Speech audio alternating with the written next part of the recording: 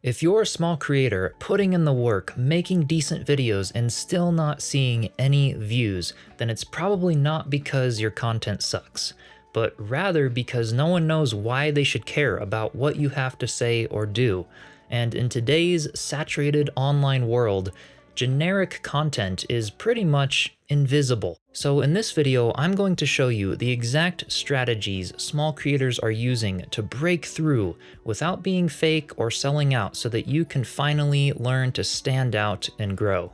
Now, the first thing you need to realize is that you're not unknown because you're bad, you're unknown because you're unclear.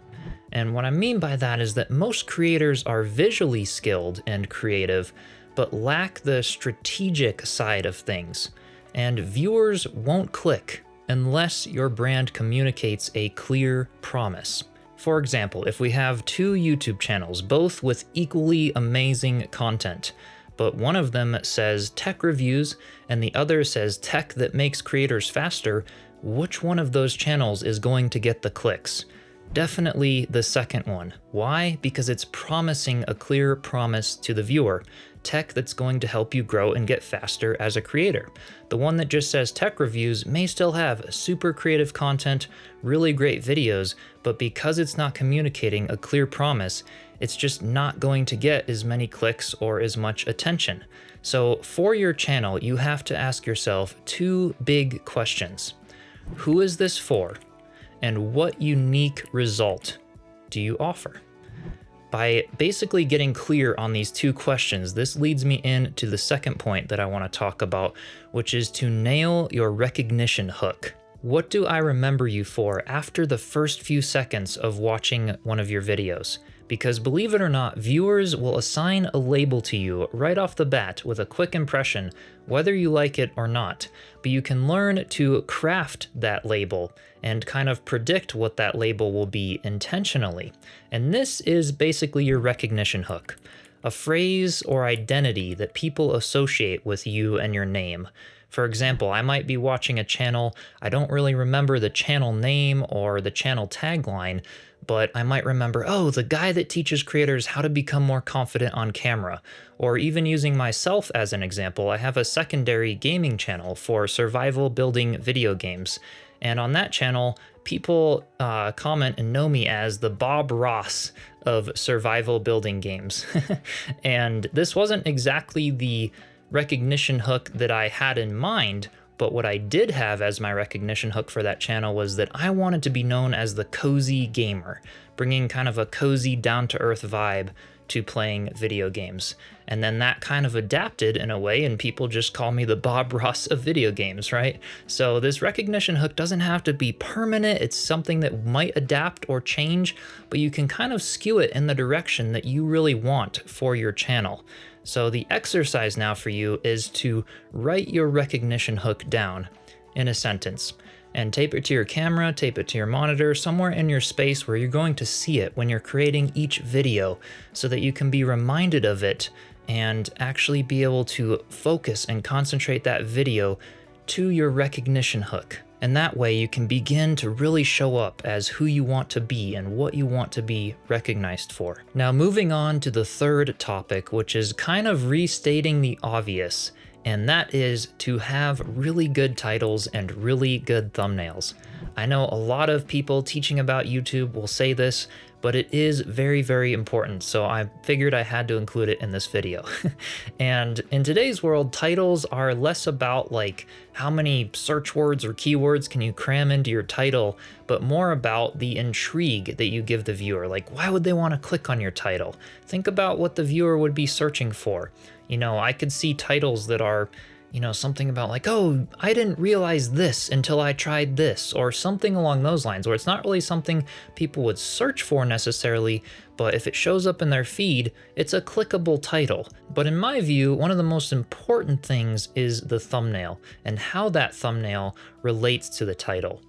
And a big thing to know here is that good design does not win. It's attention that wins.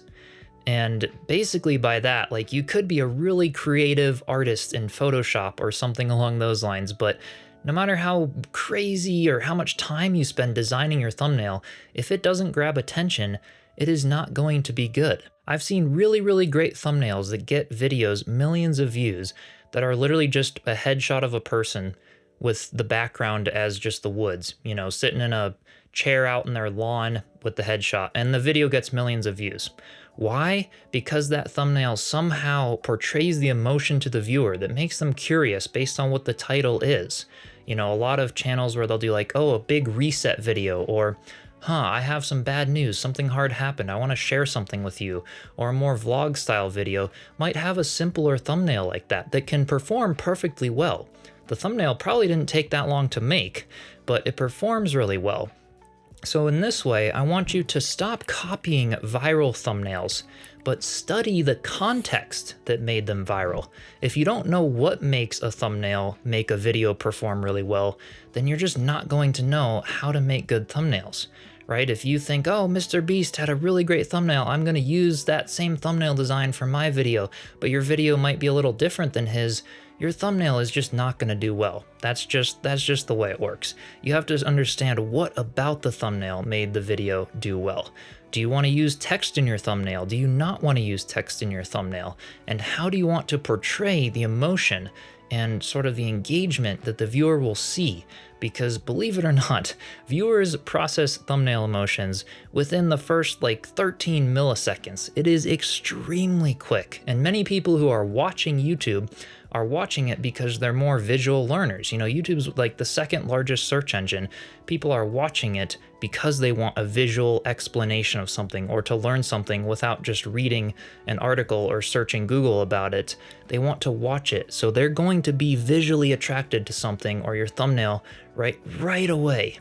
And so that's something that you definitely need to pay attention to. Now, the fourth topic of this video is that you don't need a niche.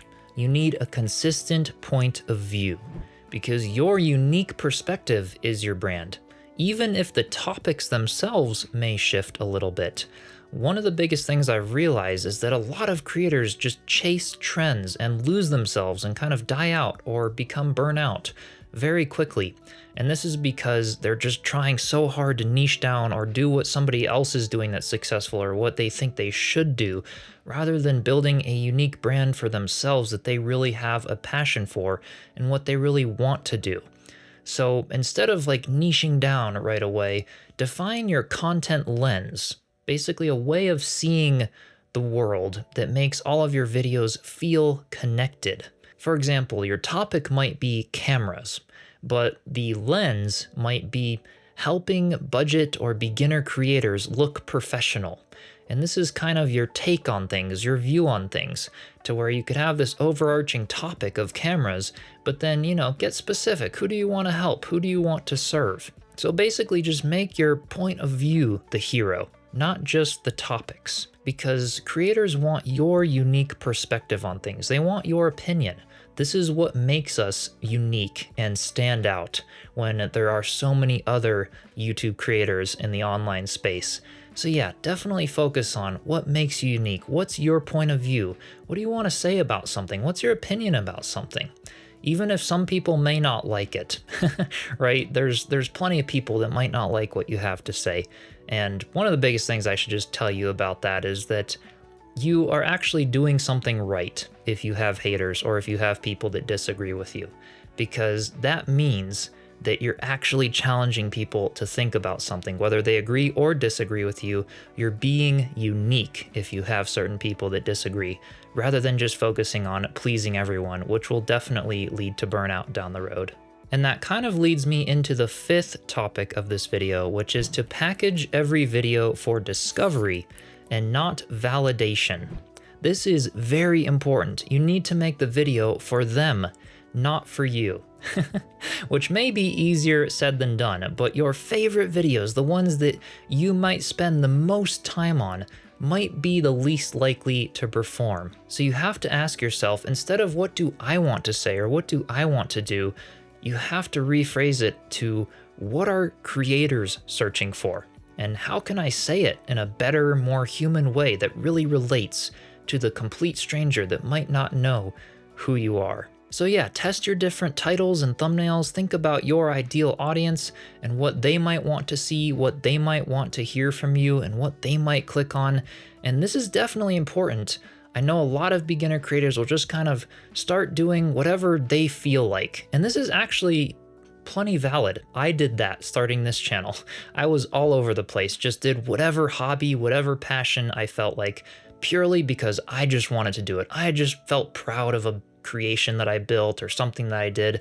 I wanted to share it with my friends and I just wanted to put it on YouTube. I wanted this validation, that feeling like I wanted to prove myself. But that really didn't get me anywhere. Some of the videos performed well, but it doesn't build a tight-knit community that really wants you, right? It's just gonna have kind of this scattered feeling of all these different videos that you might be passionate about, but if you're not thinking about what the viewer really wants or what kind of community you really want to build, then it's just gonna feel really scattered and you're not gonna feel like you're getting anywhere, especially for long-term consistency on YouTube. But like I said, you still want to be passionate about what it is you're doing, but just think of ways to tie that personal side of things and that personal insight to the universal creator struggle, the universal audience that is going to be watching your videos. So with that all said, if this video helped you rethink your strategy as a small creator, then comment below, what is your new recognition hook? And I do try to read all the comments, at least at the time of this video. But if you're interested in more YouTube growth tips and consistency as a creator, mindset tips, and production tips, then do be sure to subscribe, and I will see you next time. Cheers.